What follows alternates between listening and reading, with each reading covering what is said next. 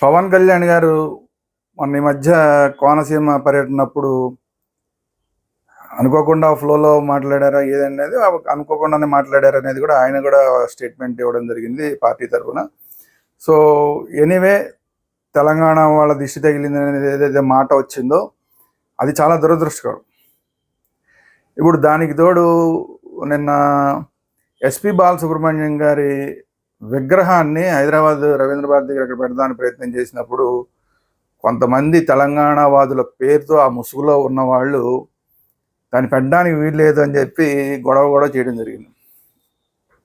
ఇది మళ్ళీ చాలా దురదృష్టకరమైన పరిణామం. ఎందుకంటే ఇదే సంది దొరికింది కదా సంది అని చెప్పి మళ్ళీ ఒక తెలంగాణ వాదాన్ని తీసుకుని వచ్చి, ఎందుకంటే తెలంగాణ వాదం వచ్చింది, అయిపోయింది, ఇది రాష్ట్రం వచ్చింది, హాయిగా వాళ్ళ కోరికలు, తెలంగాణ వాళ్ళ కోరికలన్నీ తీరినాయి, రాష్ట్రం ఏర్పడింది, తెలంగాణ అభివృద్ధిలో ముందుకెళ్తోంది, ఇటు ఆంధ్రప్రదేశ్ అభివృద్ధిలో ముందుకెళ్తోంది. ఇట్లాంటి సందర్భంలో అటు కేసీఆర్ ప్రభుత్వంలోనూ ఇటు రేవంత్ రెడ్డి ప్రభుత్వంలోనూ కూడా ఎక్కడ పదవులు రాని వాళ్ళు, ఖాళీగా ఉన్న వాళ్ళు, మాకు ఐడెంటిటీ దక్కలేదన్న వాళ్ళు వాళ్ళ ఐడెంటిటీ కోసం ఇప్పుడు ప్రయత్నం చేస్తున్నారు. సో అట్లాంటి వాళ్ళంతా కూడా ఎస్పి బాలసుబ్రహ్మణ్యం గారి విగ్రహాన్ని పెట్టడానికి వీల్లేదని గొడవ చేస్తున్నారు. ఇట్లా మనం చేసుకుంటూ వెళ్తే తెలంగాణ వచ్చేసిన తర్వాత కూడా ఇలా భావోద్వేగాలు రెచ్చగొట్టి సెల్ఫ్ ఐడెంటిటీ కోసం ప్రయత్నం చేసుకుంటూ పోతే ఇక ఆంధ్ర కవుల్ని, కళాకారుల్ని విమర్శించే కార్యక్రమం ఎక్కువగా నడుస్తుంది. అది జరిగిందంటే ఇప్పుడు మళ్ళీ ఆంధ్ర వైపు నుంచి చనిపోయిన గద్దరన్నని విమర్శించడాలు, లేదంటే చనిపోయిన అందశ్రీ గారిని విమర్శించడాలు, కాళోజీ గారిని విమర్శించడాలు, ఇట్లా ఒకటి కాదు, ఇక దానికి అంతం లేదు. విమర్శలు అంటూ మొదలెట్టి వాళ్ళ మీద వీళ్ళు, వీళ్ళ మీద వాళ్ళు విమర్శించుకోవడం మొదలెడితే కేసీఆర్ ఆంధ్ర పలావ్ గురించి మాట్లాడినంత దరిద్రంగా ఉంటుంది. అలాగే ఆంధ్ర వైపు నుంచి కొంతమంది ఆ రోజు మాట్లాడారు.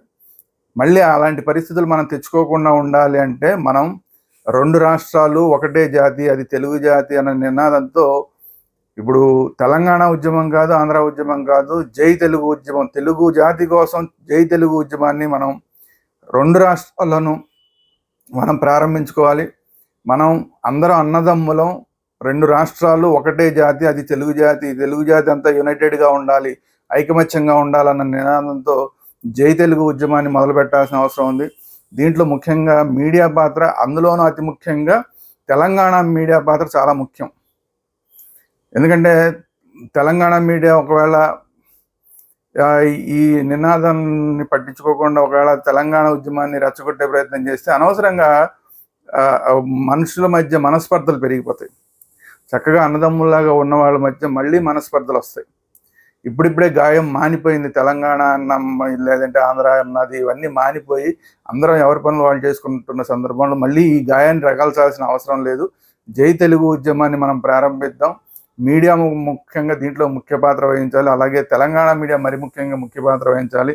జై తెలుగు ఉద్యమాన్ని మొదలుపెట్టి అందరూ ఐక్యంగా ఉండేలాగా మనందరం కృషి చేద్దామని ఈ సందర్భంగా తెలుగు ప్రజలందరికీ కూడా విజ్ఞప్తి చేస్తున్నాను. అందరికీ నమస్కారం.